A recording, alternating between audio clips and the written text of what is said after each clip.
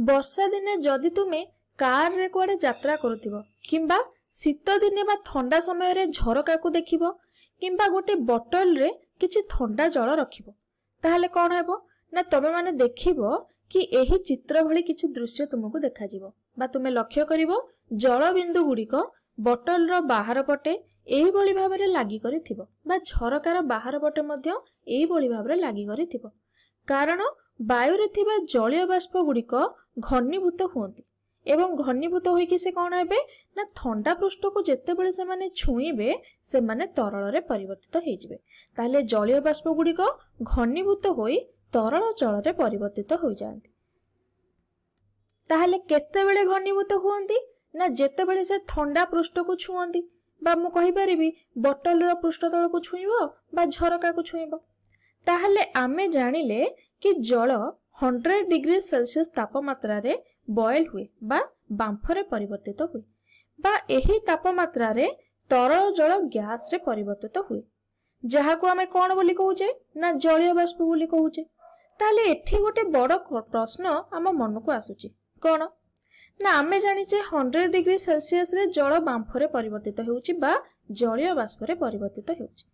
ताहले जलीय बाष्प वायुमंडल रे साधारण तापमात्रा रे बा 27 डिग्री सेल्सियस तापमात्रा रे किपरि जलीय बाष्प रे थाए एठारे गोटे बड़ प्रश्न मन को आसुची तो एठारे गोटे बड़ प्रश्न आम मन रे आसुची जदि जलीय बाष्प 100 डिग्री सेल्सियस तापमात्रा रे ताहा एठारे गोटे बड़ प्रश्न आम मन रे आसुची जदि 100 डिग्री तापमात्रा रे जल बाष्परे बा बांफरे परिवर्तित होउची बा आमे कहि परिबा जलीय बाष्प आकार रे देखा दउची ताहले साधारण तापमात्रा बा रूम टेम्परेचर रे बा मु कहि परिबी 27 डिग्री सेल्सियस तापमात्रा रे जलीय बाष्प किपरि वायुमंडल रे थाए बा किपरि से वायुमंडल रे रहुची एबे चलो उत्तर को बुझिबा जे काहे कि 100 डिग्री सेल्सियस तापमात्रा न थाई मध्य ताहा वायुमंडल रे 27 डिग्री सेल्सियस तापमात्रा रे से रही थाए जलीय बाष्प आकार रे रही थाए एहा को कोन कुआ जाय ना एवापोरेशन कुआ जाय बा बाष्पीकरण कुआ जाय एठारे गोटे बड़ प्रश्न आम मन रे आसुची जदि जलीय बाष्प बा बांफ 100 डिग्री सेल्सियस रे सृष्टि हेउची बा मु कहि परिबी जल 100 डिग्री सेल्सियस रे जलीय बाष्प बा बांफ रे परिवर्तित हेउची ताहले साधारण तापमात्रा बा रूम टेम्परेचर रे बा 27 डिग्री सेल्सियस तापमात्रा रे जलीय बाष्प किपरि वायुमंडल रे एक्जिस्ट करूची बा रहूची एही उत्तर को जानिया पई एबे चलो किछि समय हमें बुझिबा जे काहे कि 100 डिग्री सेल्सियस तापमात्रा रे न थाई मध्य जलीय बाष्प वायुमंडल रे रही पारुची एही प्रक्रिया को बाष्पीकरण बा एवापोरेशन बोली कुहा तो प्रथमे हमें देखिबा बाष्पीकरण स्फुटन ठारो किपरि अलगा बा एवापोरेशन बॉइलिंग ठारो किपरि अलगा तो बाष्पीकरण माने जल रे अणु गुड़िक जल पृष्ठरु अलगा हेबा बा मुक्त हेबा बा मु कोन कहि परिबी एहा जल पृष्ठ रे ही घटी थाए एवं एही प्रक्रिया जे कोनोसी तापमात्रा रे मध्य होई पारे एहा केवल 100 डिग्री सेल्सियस तापमात्रा रे होई न थाए जे कोनोसी तापमात्रा रे जल अणु गुड़िक मध्य रे थिबा दृढ़ शक्ति भांगी थाए एवं तरल गैसीय अवस्था को परिवर्तित होई थाए वर्तमान चलो देखिबा प्रकृत रे कोन होई थाए देखो जेतेबेले जल अणु गुड़िक किछि बाह्य कारक द्वारा शक्ति लाभ करंती एवं जल अणु गुड़िक कोन करंती ना जलीय पृष्ठरु ऊपर को उठंती ता पछरे बहुत सारा रासायनिक और भौतिक कारण रहिछि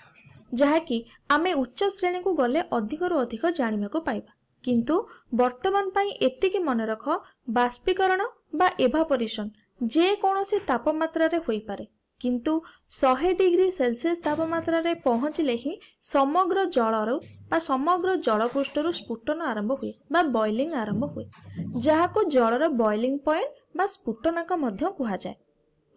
ताहले स्फुटन रे जेतेबेले तापमात्रा 100 डिग्री सेल्सियस रे पहुंचे सेतेबेले एका समय रे संपूर्ण जल शरीर रु कणिका गुड़िक बाष्पीभूत होइथांती किंतु बाष्पीकरण रे कोन हुए ना एका समय रे अल्प केतेक अणु गुड़िक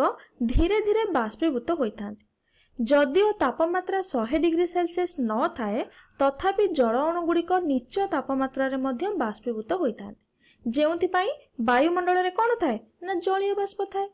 एठारे मु जलीय बाष्प आ बांफ मध्यरे तुम मानको पार्थक्य जणाउछि। देखो एहा मध्यरे पार्थक्य कोन ना बांफ हेउछि 100 डिग्री तापमात्रा रे बा 100 डिग्री सेल्सियस तापमात्रा रे जलर बाष्पीय अवस्था। एठी मु लेखुछि बांफ कोन ना जलर 100 डिग्री सेल्सियस रे बाष्पीय अवस्था। अतिशय ताप देवा द्वारा बा स्फुटन द्वारा जल बांफरे परिणत होइथाय। अन्य पटे जलीय बाष्प कोन ना जल जे कोनोसी तापमात्रा रे गैस रे परिणत हेबा। तेणु आमे कहि परिबा जलीय बाष्प बाष्पीकरण रु सृष्टि होइथाय एवं बांफ स्फुटन रु सृष्टि होइथाय। एवं एही दुईटी हेउछि जलर गैसीय रूप। बांफ 100 डिग्री सेल्सियस तापमात्रा रे सृष्टि होइथिला बेले जलीय बाष्प जे कोनोसी तापमात्रा रे सृष्टि होइथाय।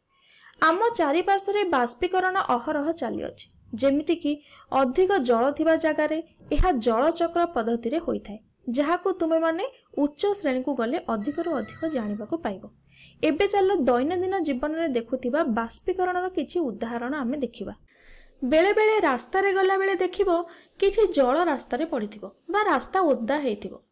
जदि सेही बाट देई तुमे पुणी फेरिबो किछि समय पर देखिबो सेही रास्ता सुखिला हे जाइथिबो बा सेही जो पानी पड़िथिला रास्ता रे ताहा सुखि जाइथिबो। ताहले एहा कोन पई हैला ना एहा बाष्पीकरण जोगु होइथाय। एहा केबे स्फुटन जोगु होई न थाय। जेउ जल रास्ता रे पड़िथिला सेथिरे थिबा जल अणुगुड़िक किछि यथेष्ट शक्ति प्राप्त करी सेही पृष्ठरु उपरकु उठी जांती बा मु कहि परिबी जलीय बाष्प आकार रे उड़ी जांती। तेणु रास्ता सुखि जाए। ताहले मु एठी आउ एक उदाहरण कहबी। जेतेबेले आमे गाधे सारला परे चुट्टी सुखाए बा मुंड सफा कला परे चुट्टी सुखाए सेतेबेले कोन हुए ना जल अणुगुड़िक केशर पृष्ठरु उड़ी जांती बा बाष्पीभूत होई जांती। एवं एठी कपड़ार उदाहरण मध्य देखि परिबा। जेतेबेले आमे कपड़ा को खरा रे बा पवन रे सुखाइबा कपड़ार पृष्ठरु जल अणुगुड़िक वायु को उड़ी जांती। एही सबरु तुमे माने लक्ष्य करूथिबो एठारे बॉइलिंग हेउनी, एठारे सरल भाबरे बाष्पीभूत हेउची। नहले पवन रे तापमात्रा तो 100 डिग्री सेल्सियस नुह। ताहले एही सबरु आमे कोन जानिले एहा बाष्पीकरण जोगु होइथाय एवं एहा जे कोनोसी तापमात्रा रे मध्य होई पारे। एही सब उदाहरण रो तुमे माने जानि पारुथिबो किपरि एही बाष्पीकरण प्रक्रिया सरल अटे एवं आम दैनंदिन जीवन रे बहुत सारा बाष्पीकरण प्रक्रिया आमे देखिबाकू पाइबा। तो मु एबे भाबुची जेउ प्रश्न मु वीडियो रे आरंभ रु पचारुथिली एबे तुमे माने तार सठिक उत्तर मते देई परिबो कि जल अणुगुड़िक जे कोनोसी तापमात्रा रे तरल रु उपरकू उठी जाई पारिबे एवं वास्तव रे 100 डिग्री सेल्सियस तापमात्रा रे न पहुंची मध्य जलीय बाष्प वायु रे उपस्थित रही परिबो। अवश्य किछि नियम और शर्तावली एठारे लागू होई पारे एवं जेतेबेले सेही जल अणुगुड़िक ठंडा पृष्ठ रे माड़ हुअंती जलीय बाष्प गुड़िक घनीभूत होई तरल आकार रे लागि रहंती। जेपरि कि तुमे एठी देखुछ तो एहा हेउची जलर वायुमंडल रे अस्तित्वर स्पष्ट उदाहरण। एबे चलो आमे सारांश देखिबा। बाष्पीकरण और स्फुटन मध्य प्रथमे पार्थक्य देखिबा। बाष्पीकरण पृष्ठ तल रे घटे एवं आमे याको सरफेस फेनोमेनन बोली कहिथाउ, किंतु स्फुटन समग्र पृष्ठ रे घटिथाय बा याको बल्क फेनोमेनन बोली कहा जाय। एहा समग्र जल रे घटिथाय। अन्य एक पार्थक्य कोन ना बाष्पीकरण जे कोनोसी तापमात्रा रे होई पारे, किंतु स्फुटन 100 डिग्री सेल्सियस तापमात्रा रे ही घटिथाय, जहाको जलर स्फुटनांक मध्य कहा जाय। सेहीपरि जलीय बाष्प हेउची जे कोनोसी तापमात्रा रे जलर गैसीय अवस्था, किंतु बांफ हेउची 100 डिग्री सेल्सियस तापमात्रा रे जलर गैसीय अवस्था।